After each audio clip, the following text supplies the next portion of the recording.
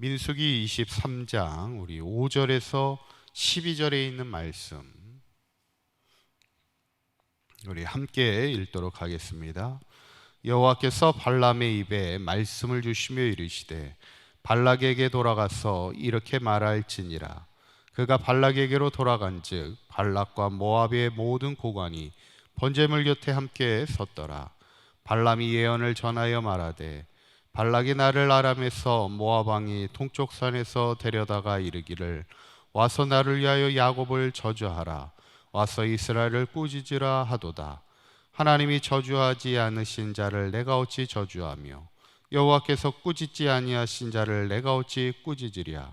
내가 바위에서 그들을 보며 작은 산에서 그들을 바라보니 이 백성은 홀로 살 것이라. 그를 여러 민족 중에 하나로 여기지 않으리로다. 야곱의 티끌을 누가 능히 세며 이스라엘 4분의 1을 누가 능히 셀고 나는 의인의 죽음을 죽기 원하며 나의 종말이 그와 같기를 바라노라 하며 발락이 발람에게 이르되 그대가 어찌 내게 이같이 행하느냐. 나의 원수를 저주하라고 그대를 데려왔거늘 늘 그대가 오리여 축복하여. 발람이 대답하여 이르되 여호와께서 내 입에 주신 말씀을 내가 어찌 말하지 아니할 수 있으리까. 아멘. 할렐루야. 지난 시간에 이제 발람 선지자가 하나님의 말씀에 순종하지 않고 이스라엘 백성을 저주하러 이렇게 출발하죠. 그때 여호와의 사자가 칼을 들고 길에 서 있게 됩니다. 하나님이 막으시는 거죠. 그때 나귀는 여호와의 사자가 칼을 들고 서 있는 것을 보게 되지만 정작 발람은 보지 못하게 됩니다. 우리가 믿음의 길을 걸어가면서 중요한 것은 우리가 영적으로 늘 깨어 있어서 내가 서 있는 자리가 정말 하나님이 기뻐하시는 자리인지 아닌지를 우리가 잘 분별하며 인생을 살아가는 것이 중요합니다. 저는 바라기는 우리 사랑교회 모든 성도님들이 날마다 새벽을 깨울 때마다 우리의 영적으로 우리의 영혼이 늘 깨어 있어서 늘 하나님이 기뻐하시는 삶의 자리를 지키며 늘 승리하는 인생이 되시기를 간절히 축원합니다. 이제 발람에 대한 이야기가 이제 마무리가 됐는데 이제 자신의 눈이 밝아져서 여호와의 사자가 칼을 들고 서 있는 것을 보게 됩니다. 그리고 그 자리에 엎드려 머리를 숙이며 자신의 잘못을 하나님 앞에 뉘우치게 될 때 제가 이제 가지 않겠습니다 이렇게 얘기합니다. 근데 하나님이 오히려 뭐라고 얘기하냐면 민수기 22장 35절 그 전장에 보면은 하나님이 이렇게 얘기합니다. 여호와의 사자가 발람에게 이르되 그 사람들과 함께 가라는 거예요. 대신에 내가 내게 이르는 말만 말하라는 얘기예요. 하나님이 주시는 말만 전하라는 얘기입니다. 그래서 발람이 이제 가게 됩니다. 어쩌면 참 중요한 말입니다. 발람은 선지자였어요. 어쩌면 선지자가 하나님의 일을 하는 사람들은 하나님의 말만 해야죠. 어쩌면 우리 그리스도인들도 마찬가지입니다. 우리의 입술에서 하나님이 우리에게 주시는 말을 해야지 어떤 개인적인 이야기를 해서는 안 됩니다. 제가 어저께 교육이 있어서 잠깐 서울에 갔다 왔는데 그때 어떤 목사님이 그런 이야기를 하시더라고요. 목회라는 게 뭘까? 어떤 은퇴하는 목사님이 그런 얘기를 하셨다고 그래요. 하고 싶은 얘기가 많이 입에서 이렇게 있어도 그것을 다 하며 사는 것이 아니라는 거예요. 때로는 말을 참아야 된다는 거예요.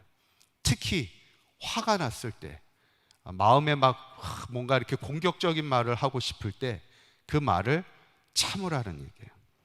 어쩌면 하나님이 주시는 말을 해야지 내 개인의 감정에 앞서는 말을 해서는 안 된다는 거예요. 그게 목회라는 거예요.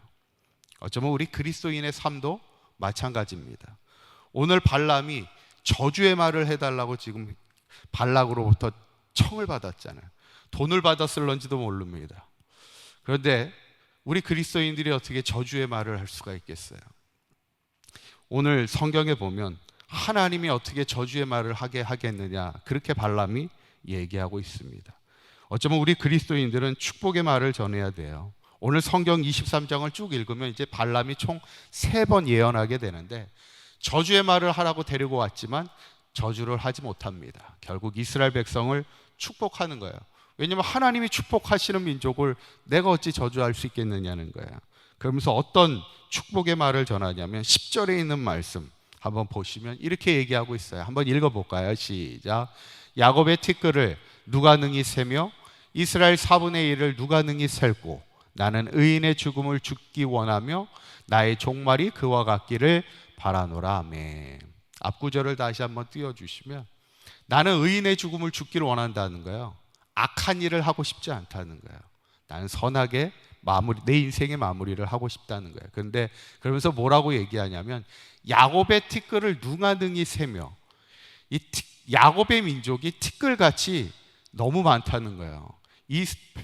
그리고 이스라엘의 4분의 1을 누가 능히 셀고 이스라엘의 백성들의 4분의 1만 셀래도 셀 수가 없다는 거예요. 그만큼 하나님의 축복받은 백성이라는 거예요.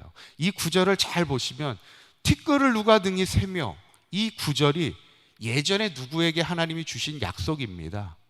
앞으로 너의 민족이, 너의 자손이 땅의 티끌같이 능히 셀 수 있을지다, 이렇게 얘기합니다. 이 말은 능히 셀 수 없다는 얘기예요. 너의 티끌이, 이 티끌이라는 게 모래, 먼지와 같은 겁니다.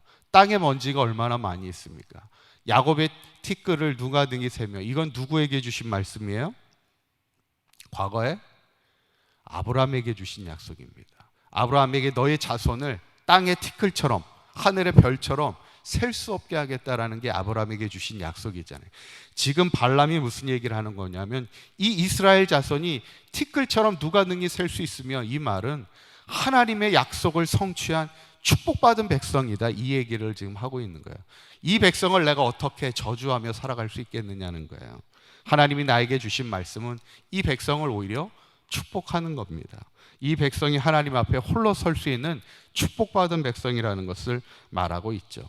저는 오늘 이 본문을 보면서 우리에게 주시는 말씀을 두 가지로 봅니다. 하나는 하나님께서 발람의 입을 막으시는 거예요. 저주하는 자의 입을 막으십니다.